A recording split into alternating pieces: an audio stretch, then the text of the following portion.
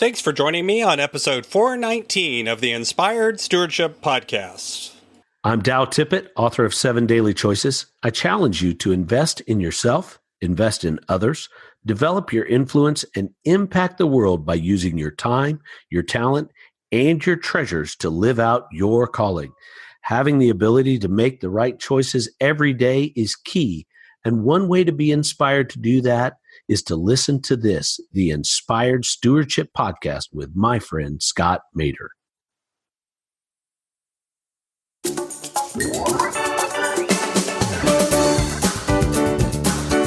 That I need to look at this situation differently because there's not a single event, but there's a repeated pattern of behavior that makes me recognize that this is no longer just an issue. This is actually something that's going to continue, and stepping back from it is going to create more health. Welcome and thank you for joining us on the Inspired Stewardship Podcast. If you truly desire to become the person who God wants you to be, then you must learn to use your time, your talent, and your treasures for your true calling. In the Inspired Stewardship Podcast, you will learn to invest in yourself, invest in others, and develop your influence so that you can impact the world.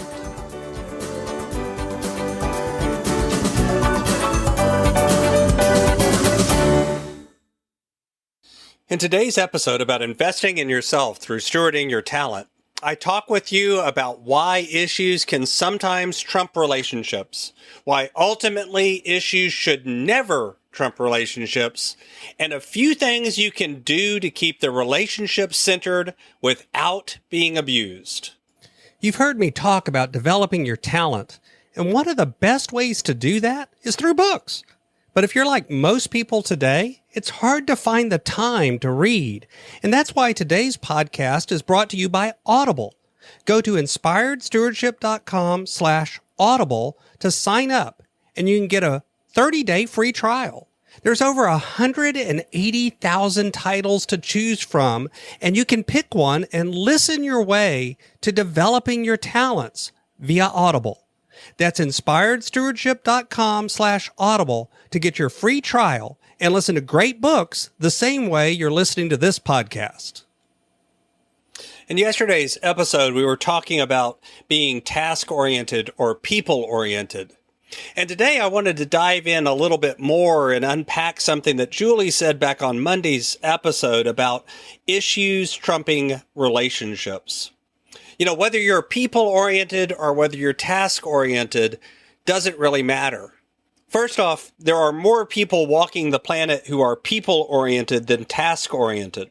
Or I'm actually a task-oriented person, but I walk into situations with the assumption that most people are actually more oriented around people than tasks, because empirically that actually turns out to be true.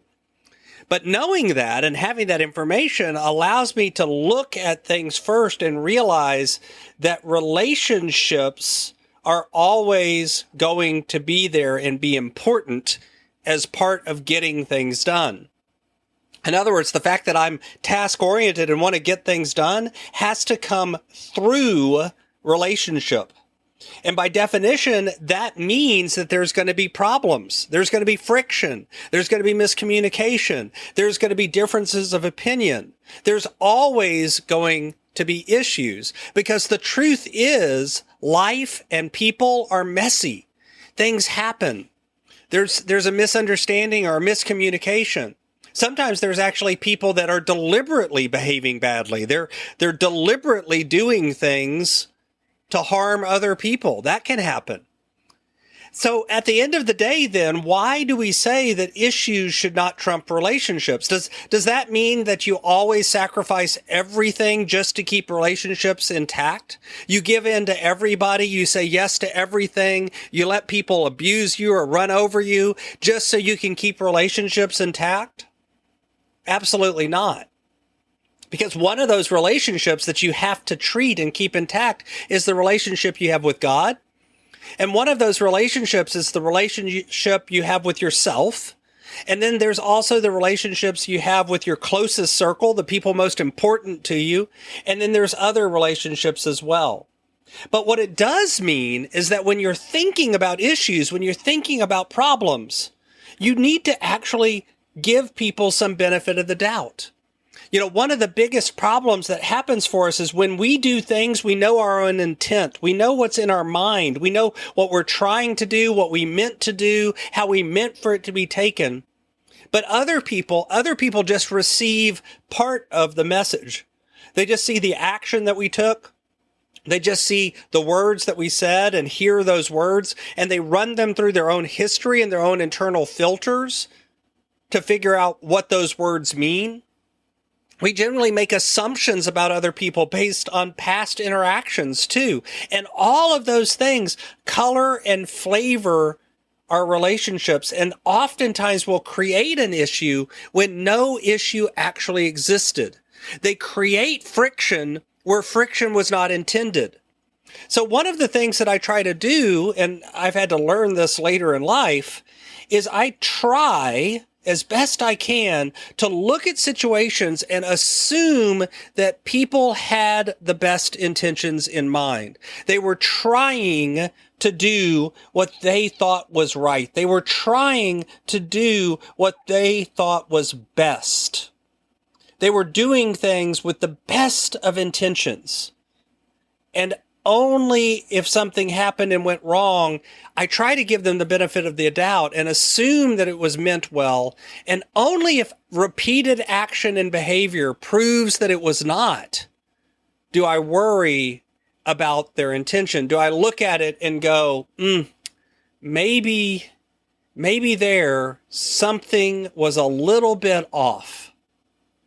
Maybe there something was a little bit where I need to actually kind of step back and make sure that things are okay, that I'm not being abused, that my other relationships aren't being put at risk based on the behavior of this individual, that instead it's truly about something that they're either intending, either intentionally or unintentionally, and it's causing problems. That I need to look at this situation differently because there's not a single event, but there's a repeated pattern of behavior that makes me recognize that this is no longer just an issue. This is actually something that's going to continue, and stepping back from it is going to create more health. That's why issues should never trump relationships. Issues are one-offs. Issues are few and far between. Issues are things that are brought on by life or by mistake or by miscommunication. Issues are things that you can ask for clarification. You can dig into the question behind the question. You can unpack what was really intended, and then you can forgive and forget and move on. But a pattern of behavior, that's different. That's the major thing you can do and learn to help yourself move back from harmful relationships and build up stronger relationships. You can begin to look for not just the isolated events, but the pattern of behavior. Because the truth is, if you're dealing with someone who's abusive, somebody who's a narcissist, somebody who has other agendas, it will come out. Over time, you'll see not single events, not single issues, but you'll begin to see a pattern of behavior. And those people you are called to step back from for the sake of relationship. You have to sacrifice the relationship with one person to build up a stronger relationship with others, with God, and with yourself. That is being relationship centered without being abused. And the truth is, for some personalities, that's very, very challenging because it feels like conflict. It feels unloving. And yet there are times where that's the most loving thing you can do. Dr. Henry Cloud has a great book called Necessary Endings that talks about making that transition when you recognize that there's a pattern of behavior that you need to remove yourself from. I recommend it highly if this is an area where you struggle. So look at your relationships. Think about those ones that you want to keep intact because, yes, there's an occasional issue, but it's just an issue. It's not worth sacrificing the relationship for. But also look for ones where there's a pattern of behavior. and begin to pursue a way to have a necessary ending in that relationship so that your other relationships can become stronger and nurturing and build you up. Thanks for listening.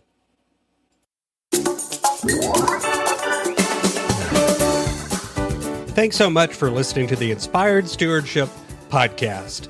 As a subscriber and listener, we challenge you to not just sit back and passively listen, but act on what you've heard and find a way to live your calling. If you like this episode on the stewardship of talent, you can go over to inspiredstewardship.com/talent and sign up for our 5-week series on the stewardship of talent. Or if you're in the U.S., you can text 44222 talent tips. That's talent tips to 44222 and get those tips. Until next time, invest your time, your talent, and your treasures. Develop your influence and impact the world.